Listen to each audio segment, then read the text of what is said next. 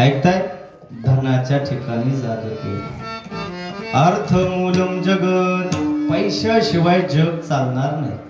व्यवहाराची शक्ती आहे संसारामध्ये, प्रपंचामध्ये, परमार्थामध्ये, जगतामध्ये. पैशाशिवाय जग चालत नाही. अर्थ मूलम जगत.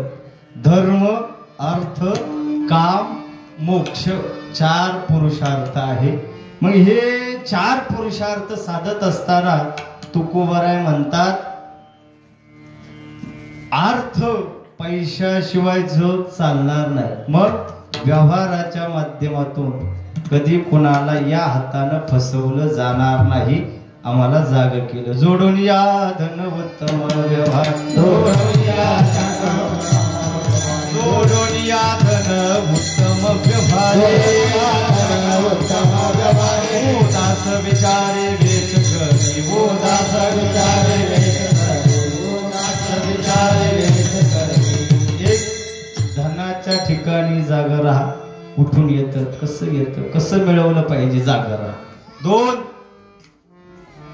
धन दारा. दारा म्हणजे पत्नी. 3 पुत्र. जन बंधू सोयरे पिशून सर्व मिथ्या हे जाणून शरण निघा देवासी. आणि म्हणून साधकांना म्हणजे जीवाला उपदेश केला महाराजांनी. पहिल्या चरणाकरता पहिला दृष्टांत आहे. महिला मंडळ थोडं सावध राहा, काळजीपूर्वक ऐकायचं. एका गावामध्ये एक सद्गुरू आले. स्वरपेटीचा आहे. एका गावामध्ये एक सद्गुरू आले.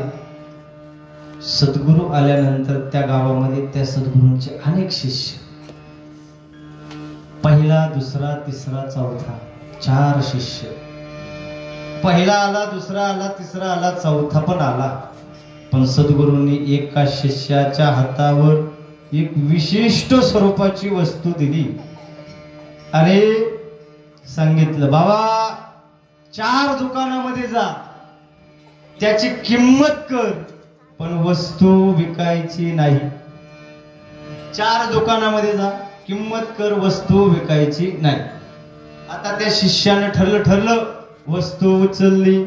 पहिलं दुकान भाजीवालीच्या दुकानामध्ये गेला. त्या आजीबाईने विचार केला, अरे चला चला चला, नातवांना खेळण्याकरता होईल. वस्तूची किंमत 2 भाजीची जुडी. किती? 2 भाजीची जुडी वस्तूची किंमत. आता मात्र त्यानं ती वस्तू उचलली, विकायची नाही. सद्गुरूंच्या न्यायाप्रमाणे, म्हणण्याप्रमाणे दुसऱ्या दुकानात गेला. दुकान किराणा मालाचं. मुकुंद महाराज दुकान किराणा मालाचं. दुकानदारानं त्या वस्तूची किंमत 1 तांदळाचं पोतं केलं. किती किती बोला? 1 तांदळाचं पोतं.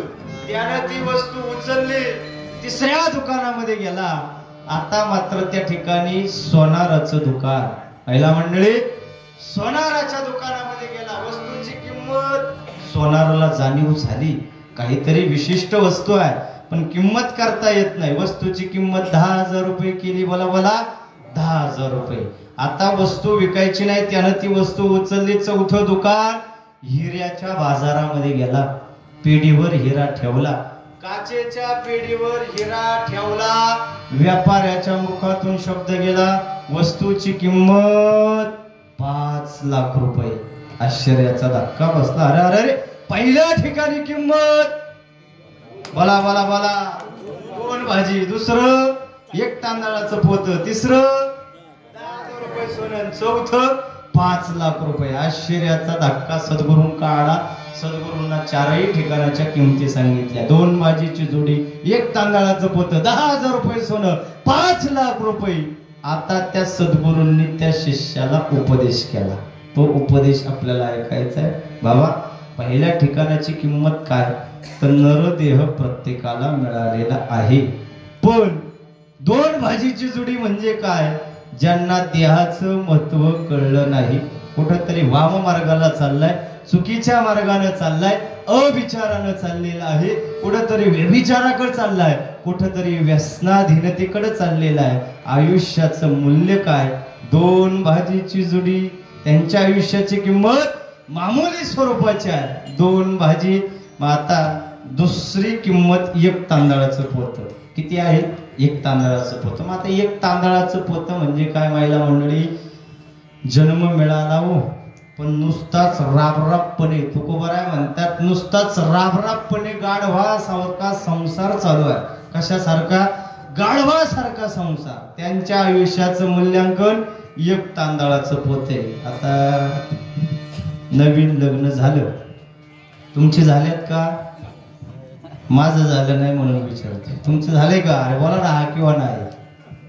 आता नवीन लग्न झालं, पहिल्या महिन्यामध्ये पती माझे नारायण, हे अगं पाणी आण, पाणी, बोला बोला, पाणी हजर. दुसऱ्या महिन्यामध्ये बायको त्याला म्हणते, अहो पाणी आणा, पाणी, अरे बोला ना, तुम्ही गप का बसले, पाणी हजर. तिसऱ्या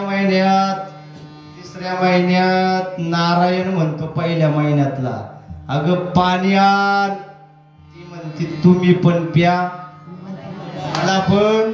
पाहता का येड्याव, त्याचं नाव संसार. संसाराच्या अवघीच व्यसने, संसाराच्या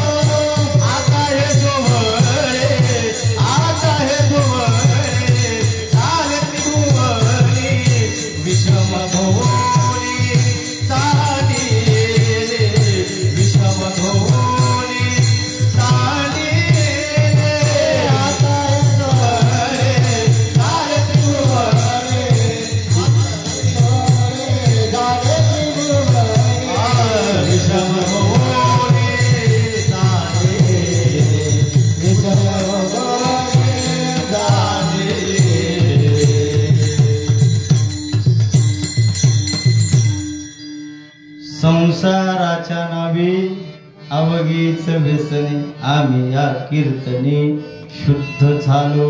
मग आता 2 वाक्य आपल्याला ऐकायचे. तुम्हाला ऐकू येते का? अजून ठीक आहे, ऐका आता. संसार आणि दुसरा परमार्थ. मग ज्याची सुरुवात वाईट आहे पण शेवट मात्र चांगला आहे, त्याचं नाव परमार्थ. ज्याची सुरुवात चांगली आहे, शेवट मात्र वाईट आहे, त्याचं नाव संसार आहे. ज्याची सुरुवात वाईट, शेवट चांगला, त्याचं नाव परमार्थ. आणि ज्याची सुरुवात गोड आहे पण शेवट मात्र वाईट आहे, तो संसार. ऊर्ध्व मूलमदशाखम अश्वतम प्रवरम छंदांसी यस्य पर्णानि यस्तमस वेदस वेदवितः. त्यांच्या आयुष्याचं मूल्यांकन, बोला बोला, एक तांदळाचं पोत आहे. पण तिसरा वर्ग तुकोबराय म्हणतात, तिसरी किंमत किती आहे? बोला किती? एकदा आई करता टाळी वाजवा जोरात, असं पाहिजे श्रवण. किती किंमत? 10,000 रुपये. माता जन्म मिळाला बाबांनो, थोडासा परार्थ झाला, स्वार्थ साधला, थोडं पुण्य घडलं, थोडं पाप घडलं. आयुष्याचं मूल्यांकन 10,000 रुपये सोनं आहे. चौथा वर्ग तुकोबारांनी आपल्याकडे ठेवलाय. जन्म मिळाला माणसाचा, पण आयुष्याचं मूल्यांकन 5 लाख रुपये म्हणजे काय? तर जन्म माणसाचाच मिळालाय, पण काय केलं? संसाराच्या नावे घालोया शून्य, संसाराच्या नावे घालोया शून्य, वाढता पुण्य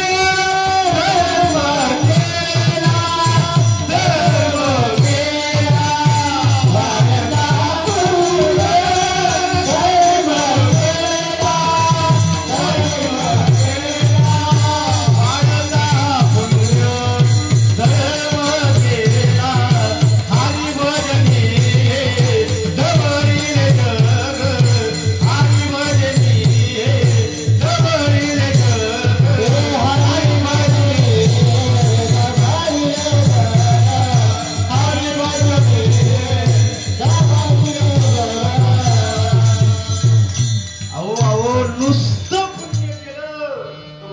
तुकारायांचा देह, ज्ञानोबारायांचा देह, माझा दृष्टांत संपलाय.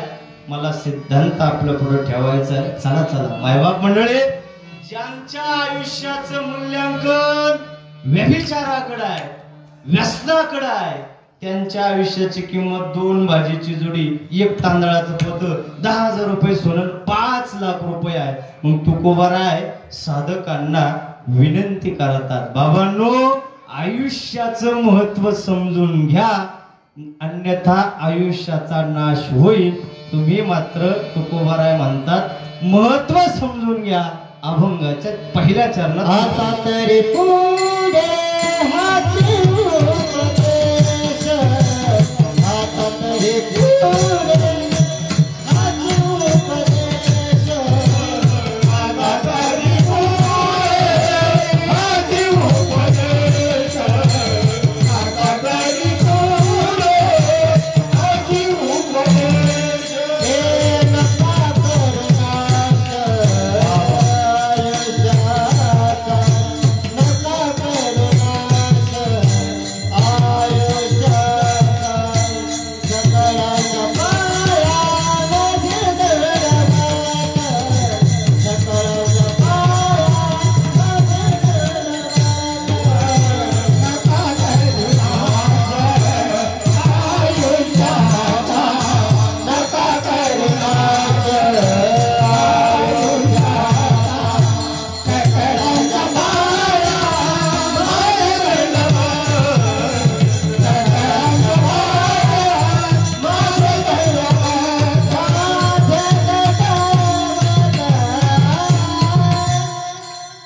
टाळी टाळी एकदा जोरात टाळी वाजवा.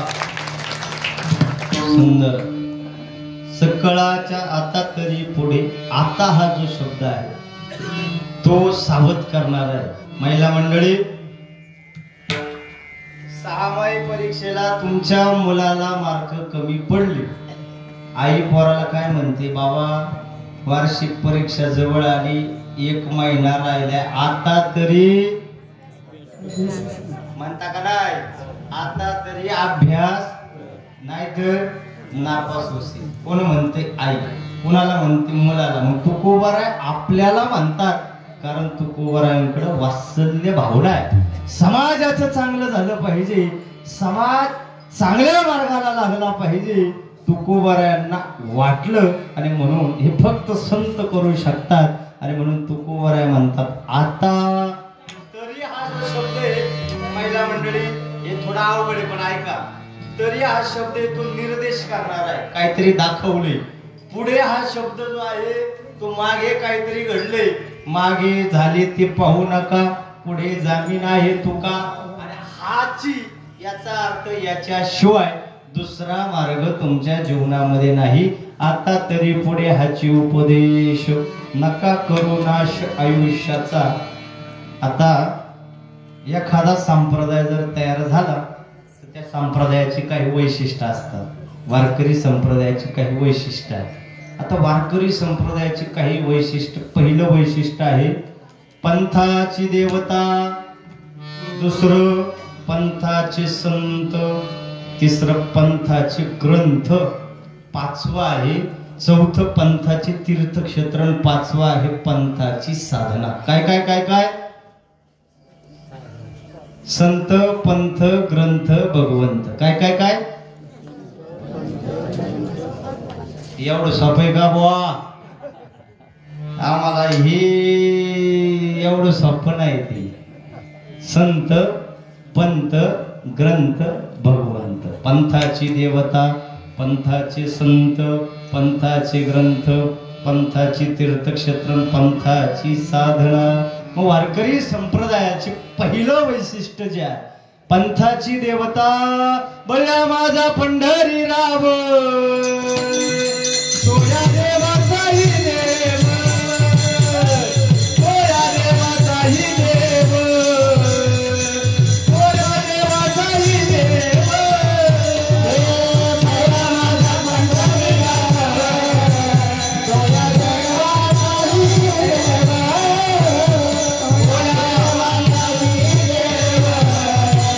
सोया देवाचाही देव, विठ्ठल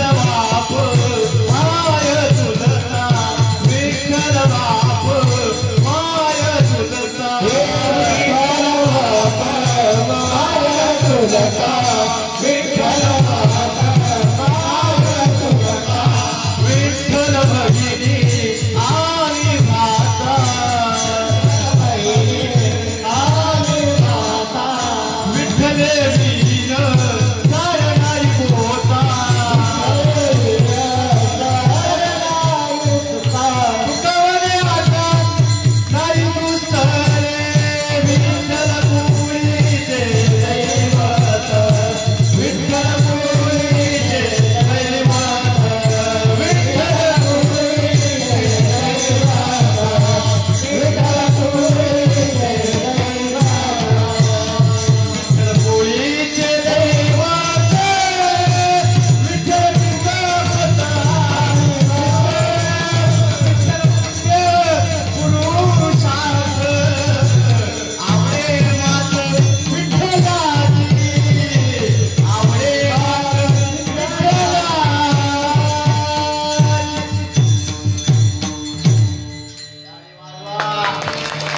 आवडे मात विठ्ठलाचे पांडुरंग पंढरीचा पांडुरंग वारकरी संप्रदायाची प्रमुख देवता.